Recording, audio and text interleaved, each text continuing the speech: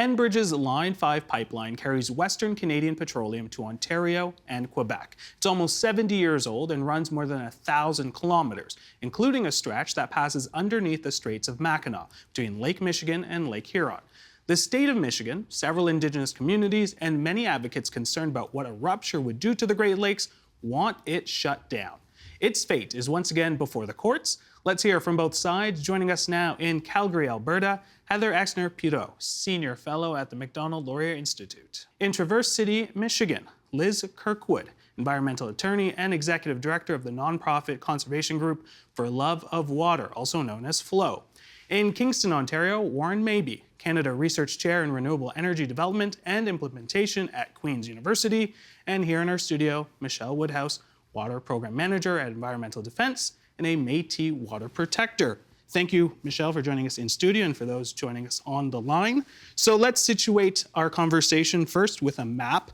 Let's look at a map of Enbridge's Line 5. The pipeline starts at the city of Superior in Wisconsin, then moves east, crossing into Michigan. There it travels across under the environmentally sensitive Straits of Mackinac, which are waterways that connect Lake Michigan and Lake Huron. Then Line 5 stretches south and east to the southern tip of Lake Huron, ending in Sarnia, Ontario. Heather, I'm going to come to you first. What role does Line 5 play in Canada and the US's economy, energy economy today? Great. Well, thanks for the question. It has about over 500,000 barrels a day of petroleum.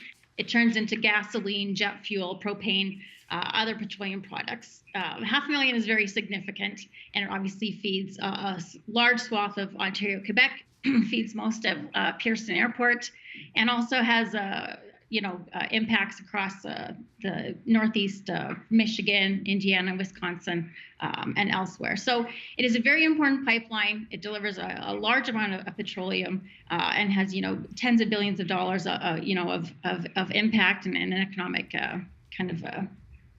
situation there. Michelle, given the importance of Line 5 in keeping supply chains robust, energy, the cost of fuel manageable, the homes heated and other functions, can communities thrive without it? Yes, absolutely. One of the first questions when I came into doing this work was how are we going to meet our energy needs without Line 5? Because I wanted to make sure that if I was going to be advocating for shutting down this pipeline in order to protect the Great Lakes, that we wouldn't be leaving Canadians in the dark or in the cold.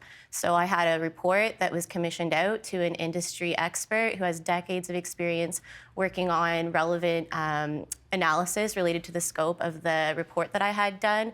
And that report found that, yes, in fact, we can meet our crude oil energy needs today without Line 5. All right, Warren, I'm going to come to you. Let's talk about sort of the widespread implications if Line 5 ceases operations. Let's short-term and long-term.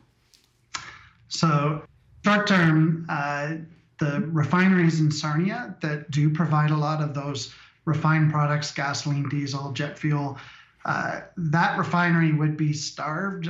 They would have to scramble in the very short term to find another source. There is quite a bit of discussion about how other pipes could be used to feed those refineries and to feed that demand.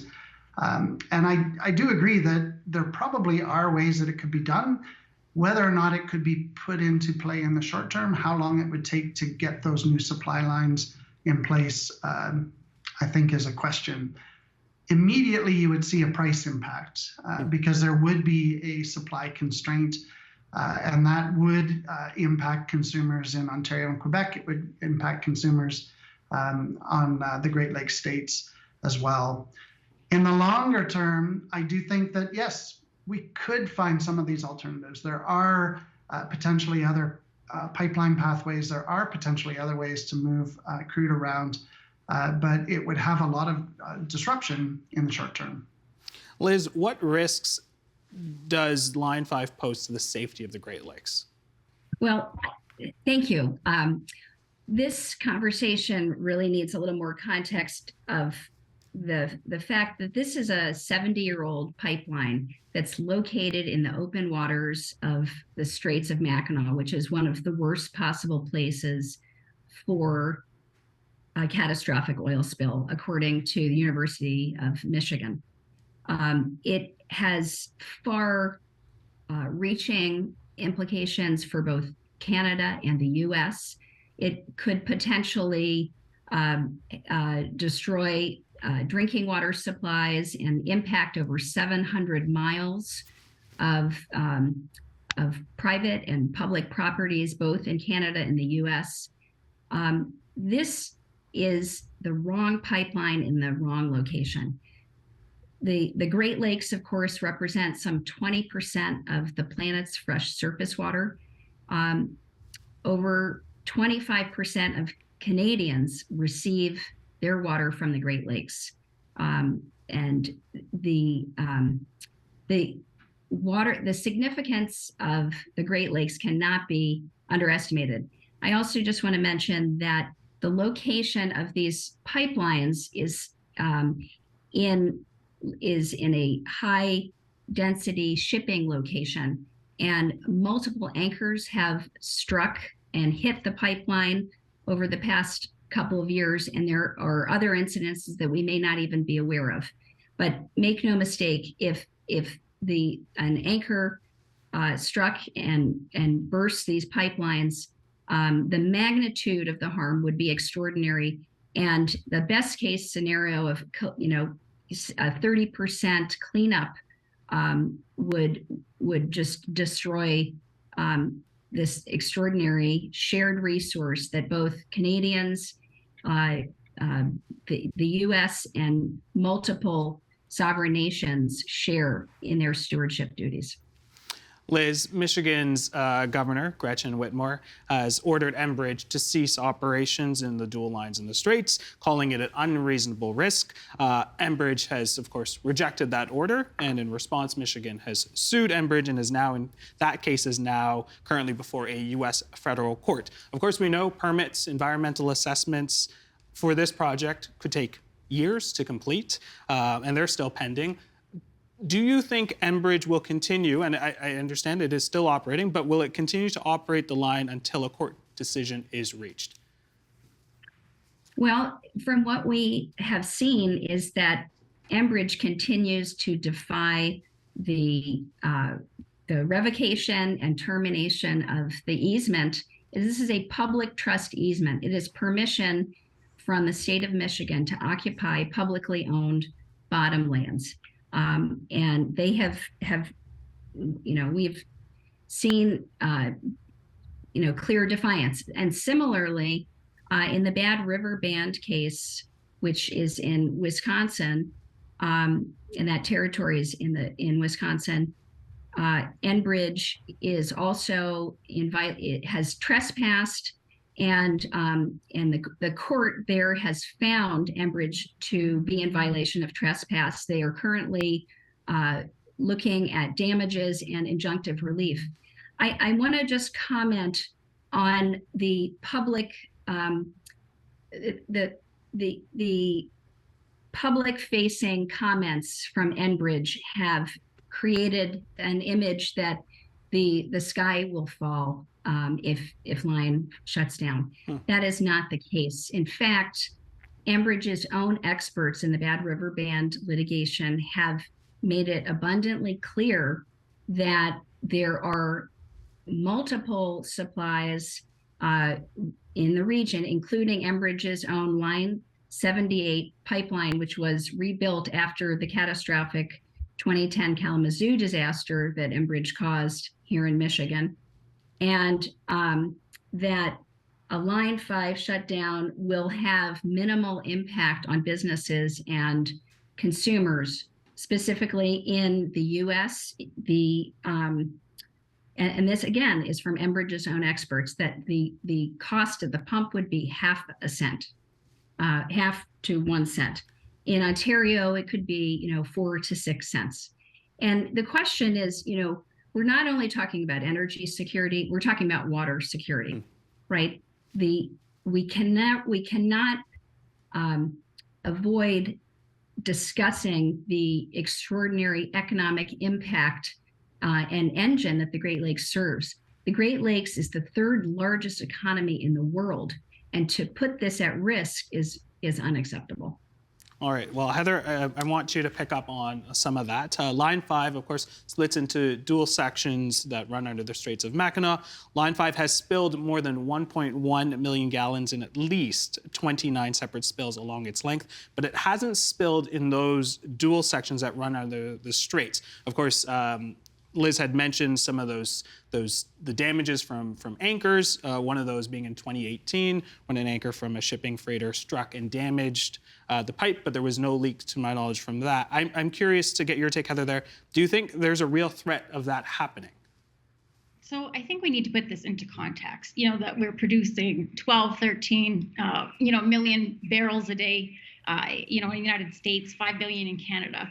We have 840,000 kilometers of pipeline in Canada, and we don't have catastrophic spills every day. In fact, we have very few. I'm not sure why Line 5 is coming under attack or particular scrutiny. To put your number into context, that's 1.5 Olympic-sized swimming pools, since the 1960s. In the last 15 years, it's been 21 barrels total. And remember, it's shipping, upwards of, over 500,000 barrels a day. And in 15 years, there's been 21 barrels spilled from that pipeline. Not a single incident in the Straits of Mackinac. So, of course, we all want fresh water security. No one wants to see the Great Lakes polluted. The alternatives are rail transport and truck transport. Those are not safer alternatives. So we cannot live without oil and gas. If we want to transition. It will take decades. We should work towards that. But in the meantime, our economies and our economic security, as the government of Canada's position states, this is a matter of our energy security and our economic prosperity. And so why Line 5 is coming under for particular scrutiny, I'm not sure. We all have pipelines, crossing all of our watersheds, all of our waterways, and most of us just don't think about it because it's very safe. Michelle, nodding your head in disagreement. Let me get your take on that. So I need to really clear up a few things. We can meet our crude oil demands today without Line 5, as has already been said. The report that I looked at, that I had commissioned, used Enbridge's own data, publicly available data, submitted to the Canadian Energy Regulator. And we looked at the total deliveries to Sarnia that then get carried onwards eastwards to Montreal, to the Valero refinery. We accounted for the deliveries that get dropped off in the US part, like US region that Line 5 serves. And we found that actually neither Line 5 nor Line 78 are operating at capacity. The numbers are roughly around 644,000 barrels a day that get delivered to Sarnia, Ontario. And between Line 78 and Line 5, that are the two main pipelines that serve crude oil to this region, there's over 1 million barrels of capacity. People cite the 540,000 barrels a day number, that's Line 5's capacity. That is not what it carries. So we know that we can make up the majority of the shortfall with another pipeline that is newer.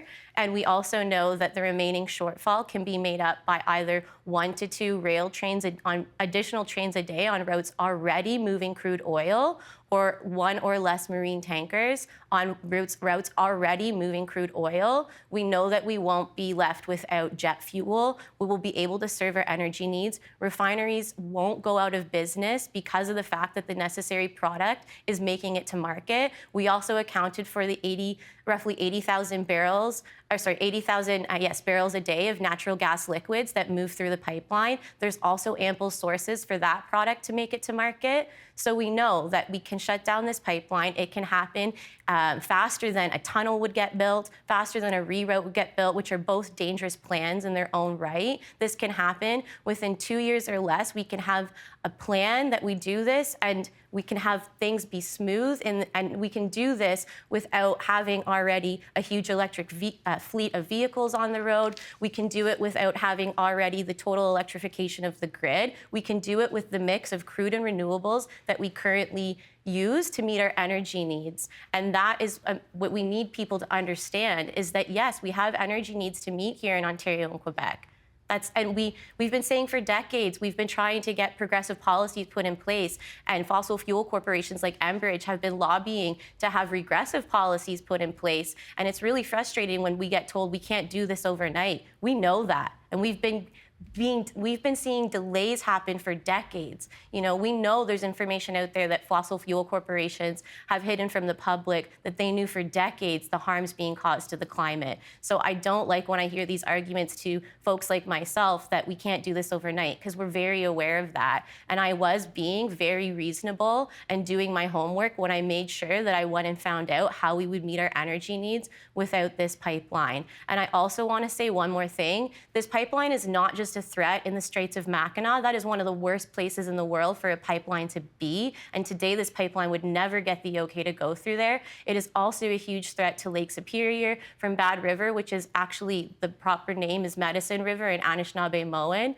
So, and in the Straits of Mackinac, in a best case scenario, Enbridge would have 13 and a half minutes to shut off the pumping valves there. And in that time frame, over 1 million liters of crude oil, some of the dirtiest tar sands oil in the world, the heaviest, hardest to clean up, over 1 million liters in 13 and a half minutes could gush out into the Straits of Mackinac, into the Great Lakes, and engulf up to 1,200 kilometers of shoreline and destroy, damage precious places like Tobermory, Manitoulin Island, Sauble Beach on the Canadian side. That's only on the Canadian side, and it would have implications downstream as well. So we are gambling with 84% of North America's fresh water. This pipeline is in the heart of the Great Lakes. It's in the, which is like, you know, we cannot mess with a source of drinking water for over 40 million residents. We cannot gamble with that. And when we think about who are the people that are talking about whether this pipeline is safe or not,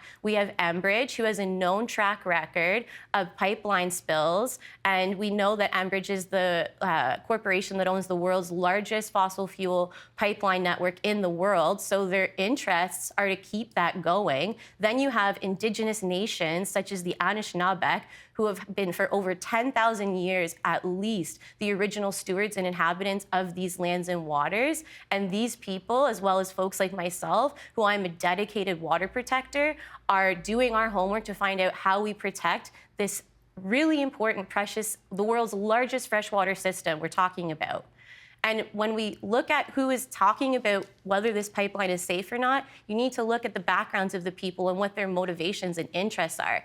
People like the Anishinaabe Nation and myself are motivated by protecting the Great Lakes for 7 generations to come. Enbridge is motivated by the longevity of the fossil fuel industry and the tar sands.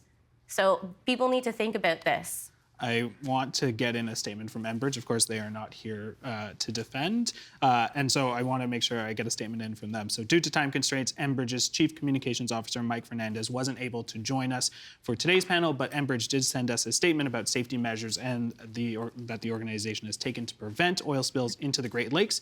It reads, "Incident prevention is our highest priority. Line 5 is monitored 24/7 by a dedicated team who take immediate action to cease flow within the line via automated remote shutoff procedures should they detect a change in pressure, flow, or other operational anomalies. We have trained personnel and dedicated resources that allow us to respond quickly to a release in the Straits of Mackinac.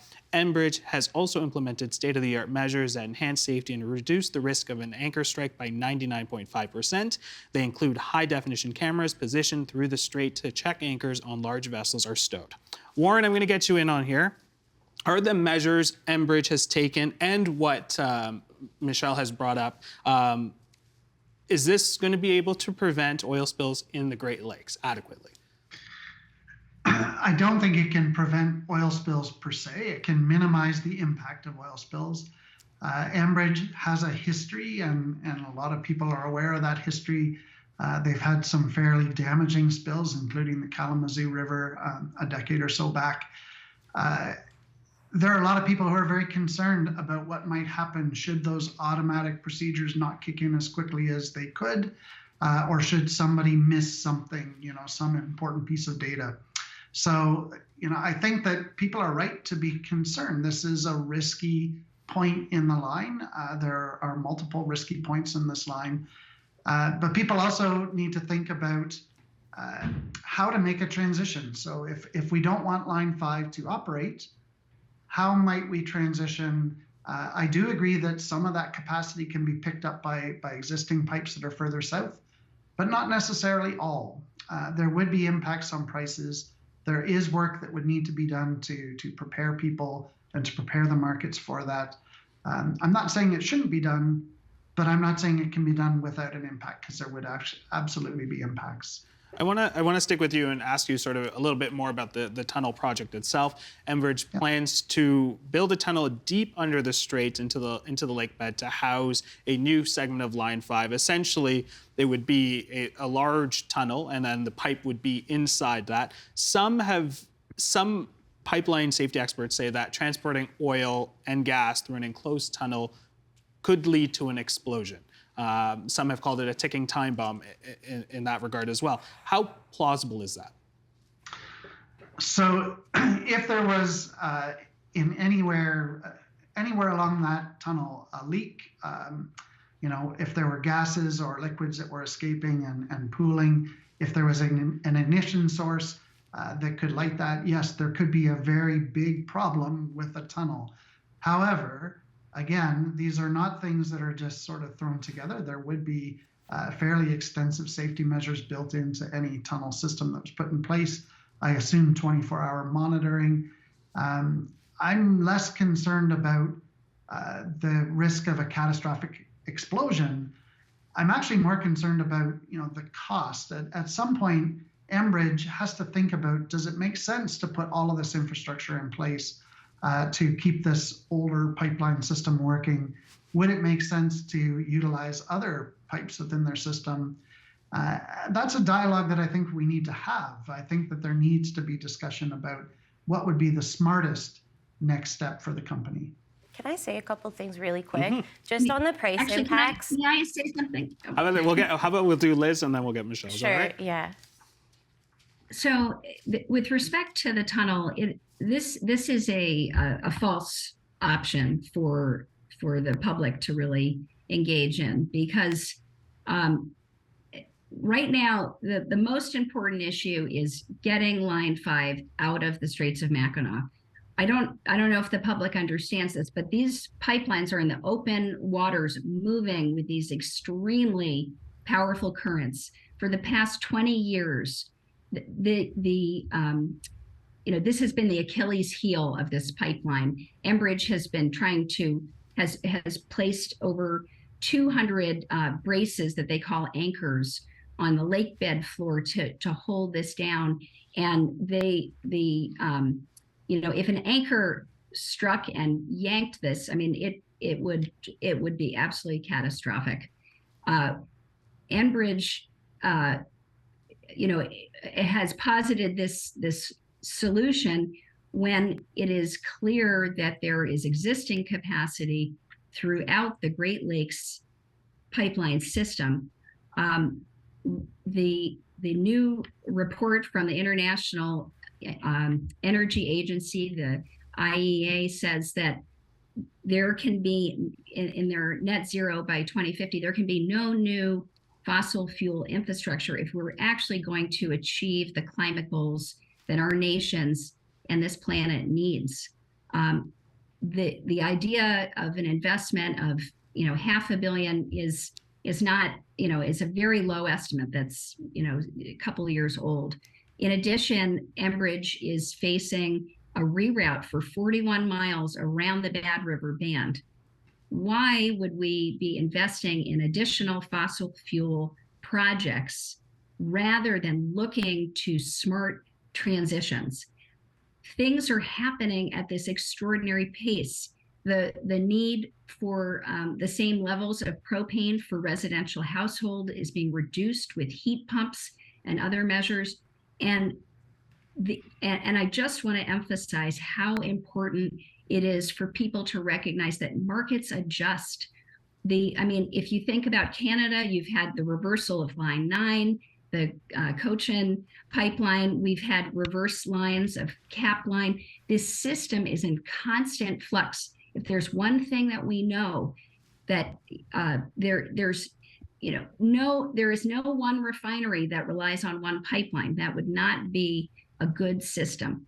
And everybody is on notice that this pipeline must be shut down. We know that the Toronto Pearson Airport was even looking for alternative supplies, and this is an opportunity for our nations to work collaboratively together to get this particularly dangerous and risky pipeline that threatens 20% of the planet's fresh surface water.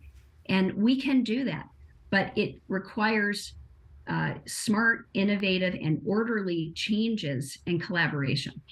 All right, Michelle, very quickly, I'm going to Yeah. get you to respond. I was just gonna say, I really want to clear, like, the price impacts.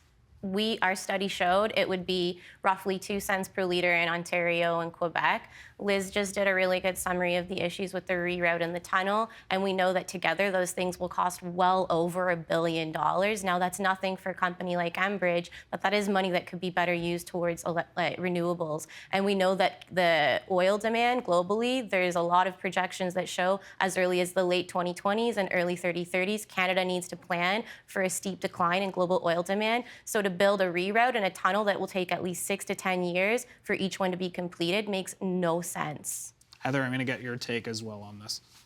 Yeah, it's nice that everyone's so concerned about Enbridge's bottom line. I guess that's the risk that Enbridge has to take. We don't need a public dialogue. If they lose money, that's not a loss to the taxpayer. And so I feel like Enbridge is probably best positioned to understand what the demand is for its product, whether the investments will pay off in the medium term or not. You guys are correct that we will not reach net zero if we keep investing in fossil fuel infrastructure, but we will also not have energy security.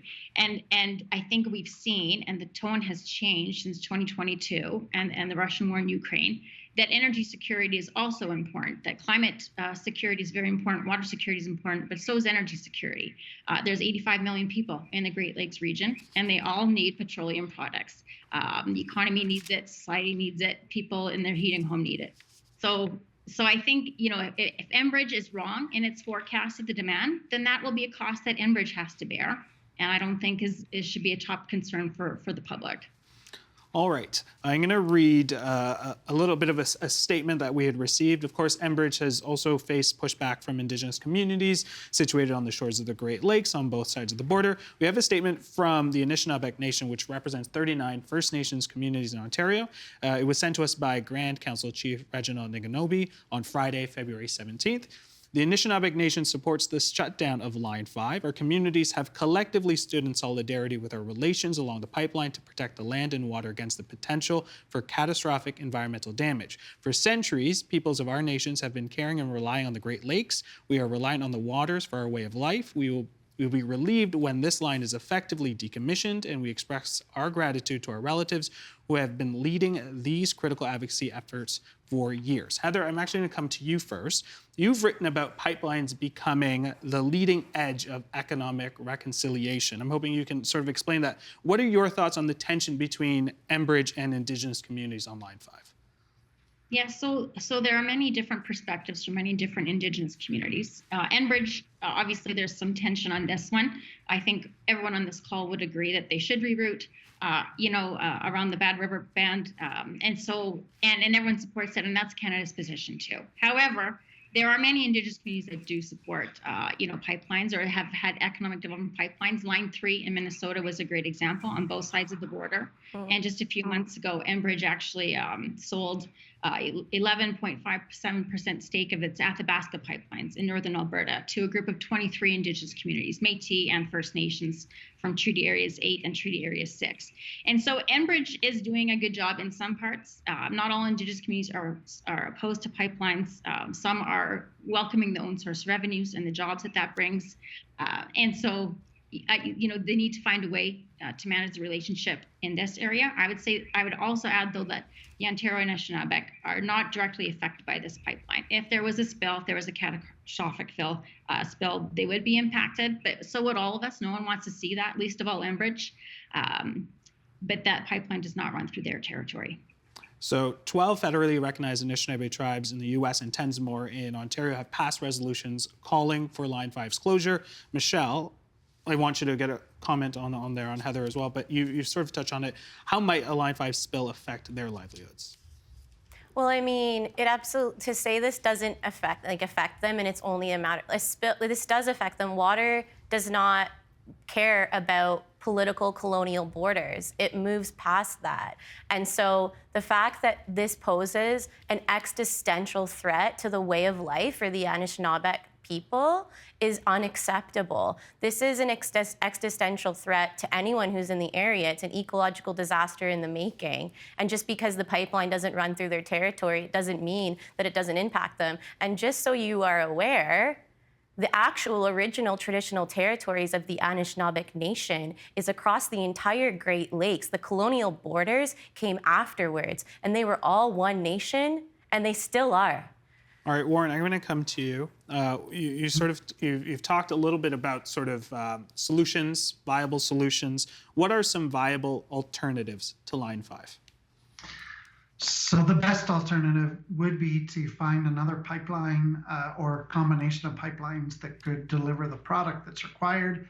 I think that trains and marine shipments or seaway shipments could be done in the short term, but it's not ideal. We know the risk that goes with shipping oil by train. We know the risks that go with shipping by boat. We don't want another Exxon Valdez on the Lake Superior shores. We want to avoid that at all costs. So finding another pipeline system is the best way to meet these kind of short to midterm needs as we transition away from oil and gas. Yes, there is some capacity. It's not enough to fully make up for what would be lost if Line 5 is taken offline. It would have economic impacts. It would put more pressure on those pipes that run south of the Great Lakes through other, traditional territories, through other watersheds and through other parts of the country. It might be the right way to go. That is a decision that people could advocate for. It's a decision that Enbridge can make. But right now, we don't have enough capacity to simply turn off Line 5 and not feel any impacts. There would definitely be impacts felt both sides of the border. Liz, I'm going to come to you. Canada's Minister for Natural Resources, Jonathan Wilkinson, says adding pumping stations or transporting the product via rail is less safe, less efficient, and higher emitting. Is that true? There's consensus about the different modalities of transporting hazardous liquid pipelines has all sorts of levels of risk, and pipelines are the safest way to transport these. But that is not the query that we're engaged in here. What we are looking to do is make a transition to make sure that this dangerous 70-year-old pipeline that's located in the open waters of the Great Lakes is decommissioned. And what will happen in this transition is a series of choices. And it will be a combination, as Enbridge's own experts have testified, that there are ample alternatives from existing pipelines, including Line 78, their own pipeline. There are going to be choices. Prior to 2015, the Quebec refineries were receiving waterborne shipments of oil. That could be part of the equation. There is going to be, as Michelle has mentioned, there would be some rail options. These are better options in the whole when you look at the totality than the current status quo. And with the pending litigation, Enbridge is making over $2 million plus a day, just allowing and delaying the transition from happening. We again need to be focusing on the opportunity here where we can collaborate and really make the adjustments in the system where we're focusing on net zero. All right, I only have about a minute left. Warren, you're going to get the last cue here. One of the central tensions here is that both Canada and the U.S. seemingly have strong environmental policies, yet there is a need to maintain energy security, especially given the global pressures. Of course, there is a war in the backdrop of this all. How do you think this will all play out? So the challenge that we've faced in Canada, and I think the challenge in the US, is that there is a definite need to transition, but no clear plan to make that transition. And hopefully this debate over Line 5 and the challenges there can help us get into a conversation about what that transition looks like. It won't be painless. I disagree with the comment that there's ample pipeline capacity, because there's not. There's enough to take some of what's running through Line 5, but not enough to cover everything so that it's a perfectly seamless thing. What we need is to actually start implementing some of these plans for transition. And if that means closing Line 5 as an example, we need to model that and to understand what those impacts look like. And we need to prepare for that as an economy and as a people. I don't disagree that that could be the right way to go. All right, Liz, Heather, Warren, Michelle, thank you so much for your expertise. Thank you so much for joining us on the program tonight. Thank you. Thank you. The Agenda with Steve Paikin is made possible through generous philanthropic contributions from viewers like you. Thank you for supporting TVO's journalism.